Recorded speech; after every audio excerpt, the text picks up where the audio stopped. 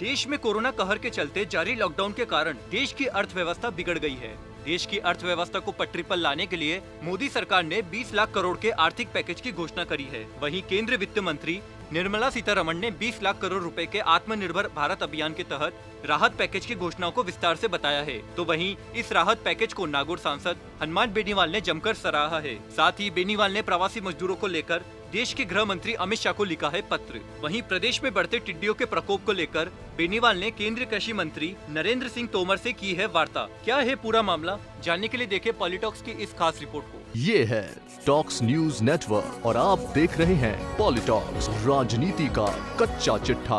देश में कोरोना कहर के चलते जारी लॉकडाउन से प्रभावित देश की अर्थव्यवस्था को पटरी पर लाने के लिए केंद्र की मोदी सरकार ने प्रभावी कदम उठाना शुरू कर दिए हैं।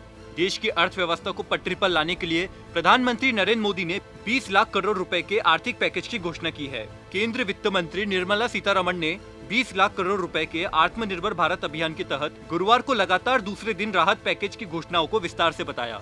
मोदी सरकार द्वारा आत्मनिर्भर भारत अभियान के तहत 20 लाख करोड़ रुपए के आर्थिक पैकेज को रालोपा के राष्ट्रीय संयोजक और नागौर सांसद हनुमान बेनीवाल ने जमकर सराहा है। सांसद हनुमान बेनीवाल ने प्रधानमंत्री नरेंद्र मोदी द्वारा घोषित पैकेज को लेकर केंद्रीय वित्त मंत्री निर्मला सीतारमण और वित्त राज्य मंत्री अनुराग ठाकुर द्वारा की गई साझा प्रेस वार्ता पर प्रतिक्रिया देते हुए कहा कि कोरोना के कहर से देश की अर्थव्यवस्था को पटरी पर लाने व गांव, गरीब, मजदूर और किसानों को राहत देने के लिए एक देश एक राशन कार्ड, 25,000 करोड़ रुपए के नए किसान क्रेडिट कार्ड जारी करने, रेहड़ी चलाने वाले, पटरी पर सामान बेचने वाले गरीब लोगों के लिए 5,000 करोड़ रुपए की क्रेडिट स्कीम लाने, प्रवासी मजदूरों को कम किराए पर रहने की सुविधा प्रदान करने के लिए हाउसिंग स्कीम लाने और राष्ट्रीय खाद्य सुरक्षा योजना से वंचित 8 करोड़ मजदूरों के लिए 3,500 करोड़ रुपए की राशन सामग्री उपलब्ध करवाना क्रांतिकारी कदम साबित होगा।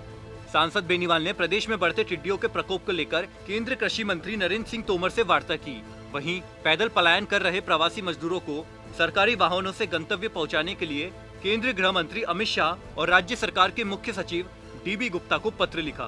सांसद बेनीवाल ने केंद्रीय कृषि मंत्री नरेंद्र सिंह तोमर से वार्ता कर प्रदेश के नागौर, जोधपुर, बाड़मेर, बीकानेर, गंगानगर, जालोर और जैसलमेर जिले में टिड्डी नियंत्रण के लिए कृषि विभाग को ड्रोन उपलब्ध करवाने की मांग की।